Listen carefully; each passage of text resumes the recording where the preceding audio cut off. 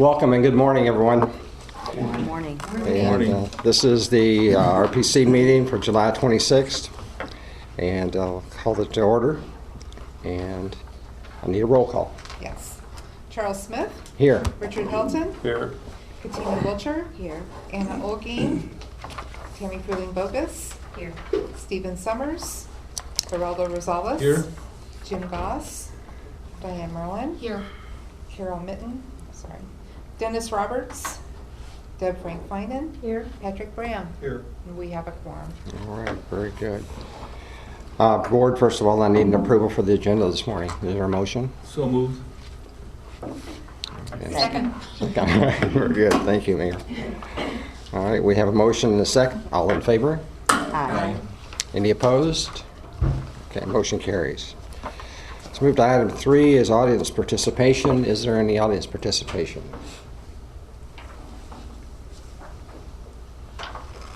There being none that I see, we'll move on. Item 4 is minutes. RPC draft meeting minutes from June 28th of 2019. I hope everyone's had a chance to read it. Any discussion about the minutes? Patrick? Yeah, it hasn't been listed as present, but I was absent. Okay. Anyone else? Okay. Do I hear a motion to approve the RPC draft minutes from June 28th of 2019? So moved. Second. Okay, we have a motion and a second. Any discussion? All in favor? Aye. Any opposed? Motion carries. Item 5 is consolidated financial report. Betty? Sure. So as of June 30th, our fund balance is just shy of 10.9 million, so it remains healthy. Our receivables total just over $1,022,000, which is down from the previous month. So we continue to be in healthy shape. Very good. Any questions or comments? Do I hear a motion to accept and place on file the consolidated financial report for June 2019? Second. Very good. All in favor? Aye. Any opposed? Motion carries. Thank you. List of bills. Betty? Again, the bills are typical for this point in early to midsummer, and there's nothing unusual to report there. All right, sounds good. Any discussion, any questions? Okay. Do I hear a motion to accept and place on file the list of bills for June 2019? So moved. Second. We'll get there. I'm looking around.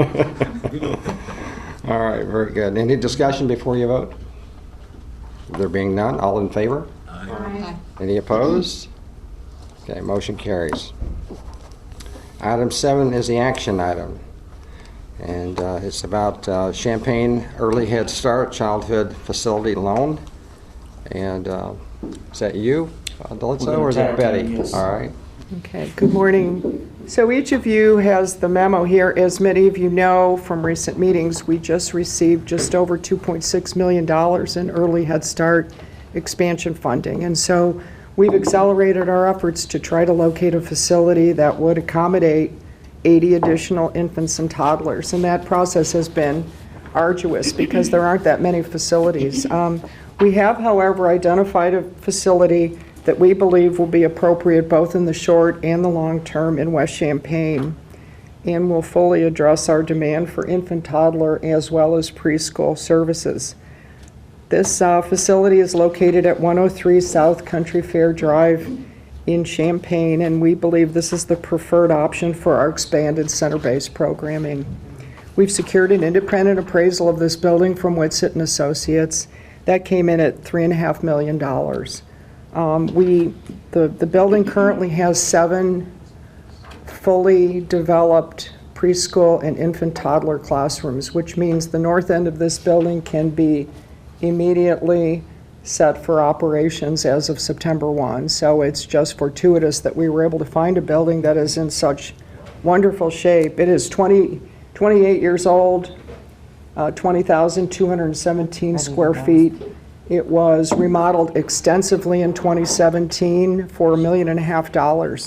The appraisers indicate the estimated effective age of this building after the remodel is 5 to 10 years. So we feel like we're getting a building that's going to serve us in the long term.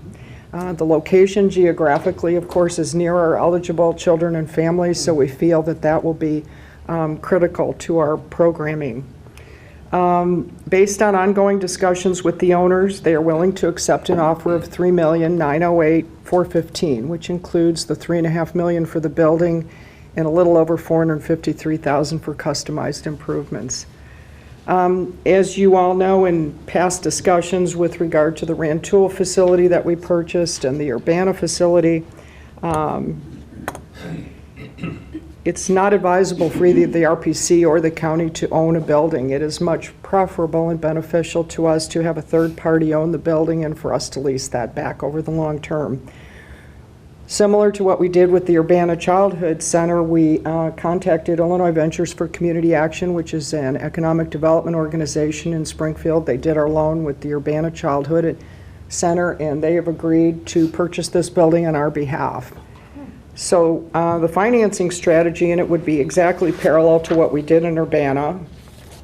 We are requesting approval from the commission to execute a loan to Illinois Ventures for Community Action in the amount of $2.3 million.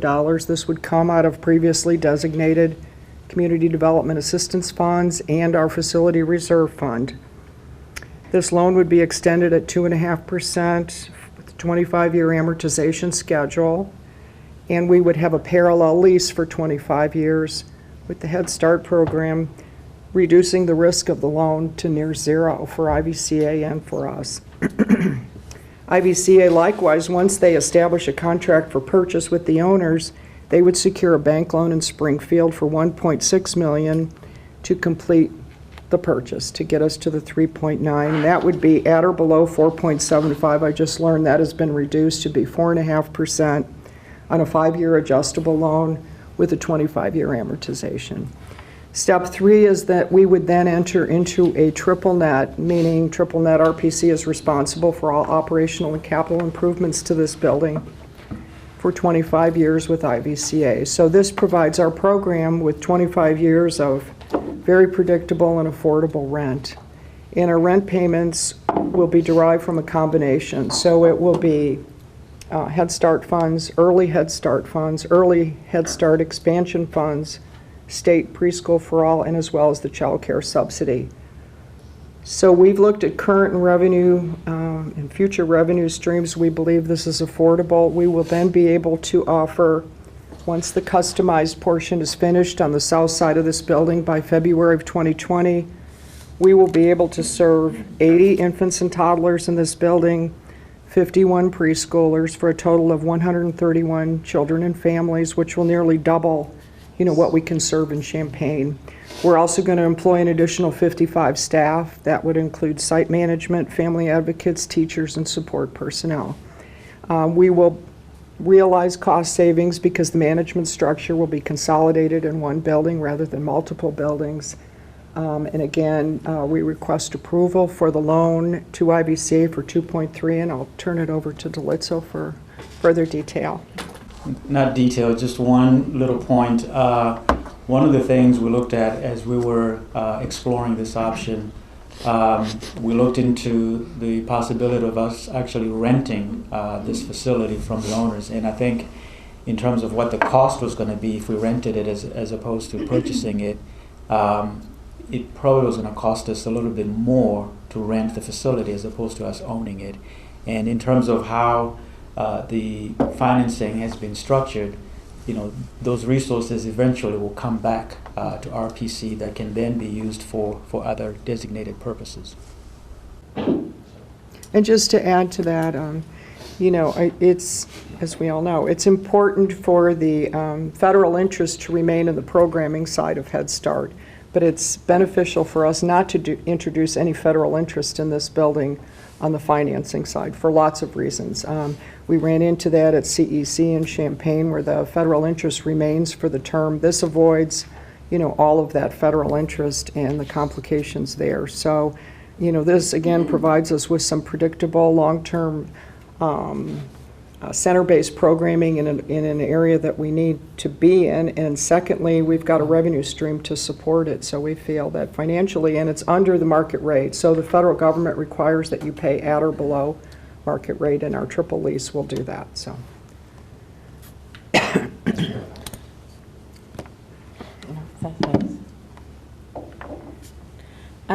I actually have been in this building, and I can't speak highly. You're nodding your head. You have two kids. You know. I mean, it is in phenomenal shape. It has just been remodeled specifically for childcare and classrooms.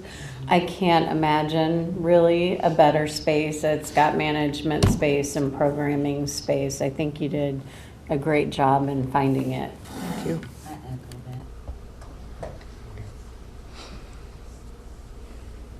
Anyone else? Need a motion to approve? Yeah. So moved. I second that. Well, thank you. All right, well then let's have any discussion. There being none, all in favor? Aye. Any opposed? None? All right, motion carries. Number 8 is Head Start, Early Head Start. Brandy? Good morning. I do want to thank each and every one of you for your support. We're really ready to go and get this building up and running and start serving children. In your packets, you received our management report, but I thought I would highlight just some information that we currently have. I think that's always important to keep you up to date as we're going along. The Early Childhood Division is preparing for the upcoming school year, which begins September 3rd. Most of our enrollment spots are filled, so and that's our goal, is to always be at 100% on the first day. We just have a few spots that are available in Urbana and Savoy, so that's closing in pretty tightly. We also have a very healthy wait list for Early Head Start and Head Start. And of course, right now, as we're placing kids, that's very fluid. And we also have new applications coming in every day. So that's very good news as well. We are currently, for the summer, at 100%, and that's where we want to be every single month. For the past several weeks, our division has hired 12 new employees for the Early Head Start Expansion Center, and they have been in training since June. And that will continue, that training will continue until they are ready to go into the new center. Many of them are teacher aides and, who are receiving on-the-job training and experience with children, and so that they can become early Head Start teachers. So we are working very hard to work with people who are coming in with GEDs, high school diplomas, and helping them get their Child Development Associate's credentials and become those early Head Start teachers. In addition to the 12 current employees, we will have, those 12 employees will have 12 current employees from our other facilities transitioning over in August, and they will provide, I think, good experience and mentoring for the new staff. All staff are currently participating in a 12-week orientation, and that will help them get a good foundation of our Head Start performance standards, policies, and our expectations to create a high-quality facility. Again, we're very excited, and thank you for your support. I'm open to any questions you might have. Any questions or discussions? All right. Do I have a motion to accept and place on file the Head Start, Early Head Start management reports, including financial and service area reports for May of 19? So moved. Second. Okay, we have a motion and a second. Any discussion? All in favor? Aye. Any opposed? Okay, motion carries. Item 9 is the program updates, and we'll start off with Betty. Sure. So in addition to preparing and seeking legal documents for opening the new site and staffing that site and preparing for operations, We're also opening a site in Tuscola to serve the workforce area in Douglas County.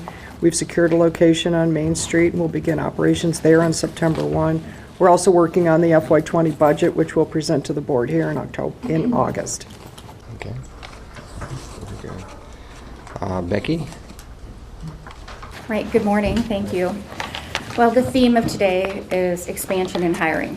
So the personnel transactions report for June 7th through July 17th was provided in your packets for your review and approval. The hiring activity includes 36 hires in about a month. Honestly, in this job market, that's unheard of, so kudos to my team. We are obviously working on supporting the Early Head Start program with additional hires and the Certificate in Child Development program where we are growing our own talent.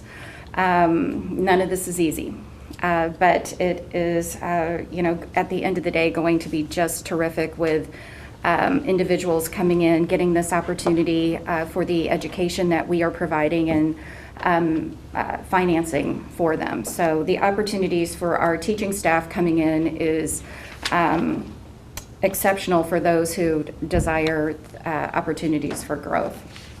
So I would be happy to answer any questions, but my team is highly engaged in recruitment and hiring right now through particularly the beginning of the school year.